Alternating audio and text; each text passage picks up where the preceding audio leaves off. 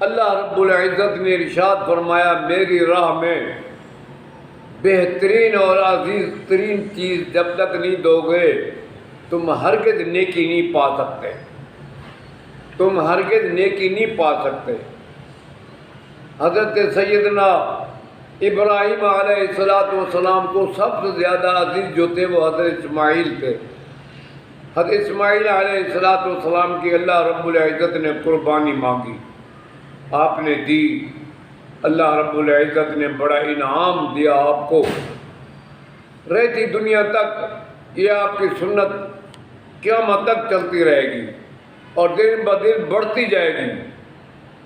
اس لیے عزیز ترین اولاد تھی، اللہ کی راہ میں قربان کرنا چاہا، اللہ رب العزت نے چھری کو منع کر دیا۔ اللہ کا محبوب بڑی طاقت سے چلا رہا تھا، اس کے باوجود اس لیے چھری اللہ کے حکم کی محتاج ہے۔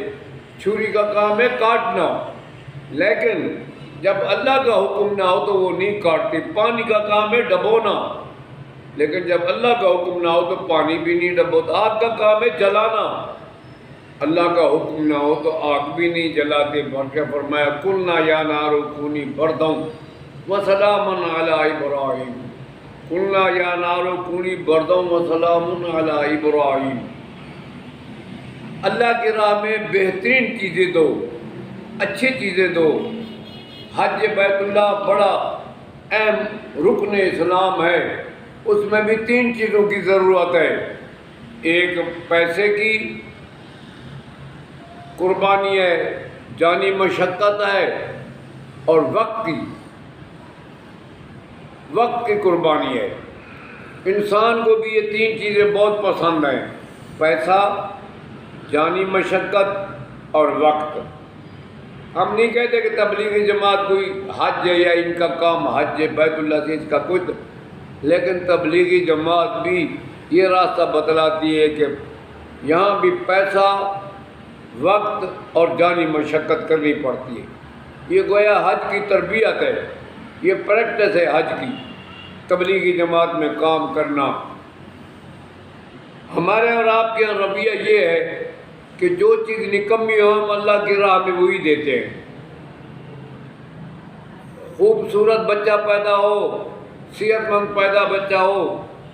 بچہ پیدا ہو تو کہتے ہیں اس کو انگلش میڈیم میں داخل کرو، اس کو ہم ڈاکٹر بنائیں گے، اس کو ہم وکیل بنائیں گے، اس کو جج بنائیں گے، اس کو انجینئر بنائیں گے۔ معذور بچہ پیدا ہو جائے تو پھر کیا کرتے ہیں وہ کہتے ہیں اس کو مسجد میں مدرسے میں داخل کرو، یہ اللہ میاں کے کھاتے میں ڈالتے ہیں جی۔ کوئی آدمی روٹیاں بیچ رہا تھا، روٹیاں تازہ روٹی 8 آنے کی، باسی روٹی 1 روپے کی۔ لوگوں نے بولا یہ کیا منطق ہے، تازہ مہنگی ہونی چاہیے، سستی ہونی چاہیے، باسی۔ اس نے کہا میں دیکھتا ہوں عاشق رسول کون ہے زیادہ پیسے خرچ کر کے اللہ کے رسول کی سنت پر عمل کرتا ہے، میں یہ دیکھ رہا ہوں جی۔ ایک بزرگ کے پاس ایک شخص گیا، اس نے کہا مجھے نصیحت کرو۔ اس نے کہا اللہ کو اپنے جیسا سمجھ لینا۔ بولا توبہ توبہ توبہ، اللہ کو میں اپنے جیسا بولا، بس میں نے بول دیا جاؤ۔ وہ ہل چلاتا تھا، صبح سویرے ہل کے لیے، آدھی رات کو ہل چلانے کے لیے لوگ جاتے ہیں، پھر دوپہر کو اس کی بیوی، بیٹی، بہو روٹی لے کر آتی ہے گاؤں دیہات میں، یہ رواج ہے وہاں کا۔ روٹی لے کر آتے ہیں تو 2 روٹیاں باسی نیچے ہوتی ہیں، 3 روٹیاں اوپر ہوتی ہیں، ان کو گھی لگا ہوا ہوتا ہے۔ باسی روٹیاں 3 روٹیوں کے نیچے رکھتے ہیں، اس لیے راستے میں کوئی کتا بلا مل جائے تو اس کو ڈال دیں گے۔ دوسری بات ہے کہ اوپر جو گھی نکلتا ہے وہ پونے کو خراب نہ کرے، پونا جو ہوتا ہے کپڑا۔ یوں ہاتھ دھو کے بیٹھا، اس کی بیوی، بیٹی، بہو روٹی لے کر آئی، ہاتھ دھو کر بیٹھا، اتنے میں فقیر آ گیا، بولا دو اللہ کی راہ میں بھوکا ہوں۔ تو اس نے 2 باسی روٹی اٹھا کے دے دی، تازی روٹی نہیں دی۔ دوسرے دن بزرگ کے پاس گیا، آپ نے فرمایا وہی کیا نا تم نے، اللہ کو اپنے جیسا نہیں سمجھا، وہ باسی روٹی دی، تازہ روٹی دیتا نا تو اللہ کی راہ میں، تو نے باسی روٹی دی۔ اس لیے فرمایا اللہ کی راہ میں جو چیز دو بہترین اور عزیز ترین چیز دو۔ وہ ایک بادشاہ کا معذور بچہ پیدا ہوا، اس نے مدرسے میں داخل کر دیا، مدرسے میں اس نے پڑھا بن صامت نجات، خاموشی میں نجات ہے۔ اس نے چپ سادہ لی، بول چال بند کر دی سب سے، گھر میں جگہ جگہ۔ آخر بیٹا تھا، بادشاہ کو بڑی تشویش ہوئی، اس نے حکیم طبیب بلائے کہ میرا بیٹا کیوں چپ ہو گیا ہے، بولتا نہیں۔ انہوں نے بولا جی اس نے عربی کی گردانیں کی ہیں، ذرا بھیا ضربن کو ہزار بن کی، اس لیے اس کا دماغ خشک ہو گیا ہے، اس کو دودھ دہی مکھن ملائی کھلائی پلائی کرو، انہیں گوشت روز بھنا بھنا چکن مٹن فرائی کڑھائی دودھ دہی مکھن ملائی کھلائی پلائی کرو، پھر اس کا دماغ تر ہو جائے گا، پھر بولے گا۔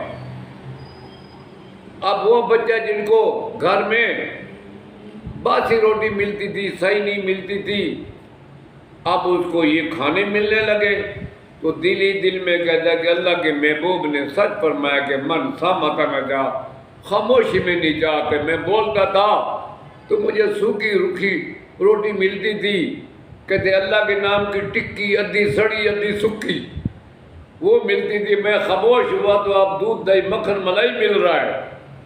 ایک عرصے تک وہ چلتا رہا کہ 10-20 سال۔ اس کے بعد بادشاہ نے اپنے ملازم سے کہا کہ بھائی اس کو لے جاؤ، گھما پھرا کے لاؤ، سیر و تفریح کرا کے لاؤ۔ لے کے گیا، اس نے تیر لیا ہوا تھا، یہ درخت کے نیچے سے گزرے، ملازم بھی یہ بادشاہ کا بیٹا، دور چلے گئے، فاختہ اوپر بیٹھی ہوئی تھی درخت کے اوپر، وہ بولی تو واپس آئے، تیر کا نشانہ بن گئی، نیچے گری تو یہ بچہ بولتا ہے فاختہ تو نے اللہ کے رسول کی یہ حدیث نہیں سنی تھی کہ من صامت نجات، خاموشی میں نجات ہے، تو خاموش تھی، ہم چپ کر کے چلے گئے، بول پڑی تیر کا نشان بن گئی۔ جب اس نے یہ بات فاختہ سے کی تو ملازم نے بادشاہ سے کہا کہ اس نے مکر و فریب کیا ہوا ہے، اس کو تو اچھی طرح بولنا آتا ہے، مریم فاختہ سے اس نے بات چیت کی۔ بادشاہ کو بڑا غصہ آیا، اس کو تھپڑ مارے، تھپڑ کھا رہا تھا، کہتے واقعی اللہ کے محبوب نے سچ فرمایا من صامت نجات، خاموشی میں نجات ہے۔ میں خاموش تھا، دودھ دہی مکھن ملائی مل رہا تھا، میں بول پڑا، مجھے تھپڑ مل رہے ہیں۔ اس لیے اللہ کے محبوب نے یہی فرمایا کہ خاموشی میں نجات ہے۔ اللہ پاک ہم سب کو عمل کی توفیق رفیق عطا فرمائے۔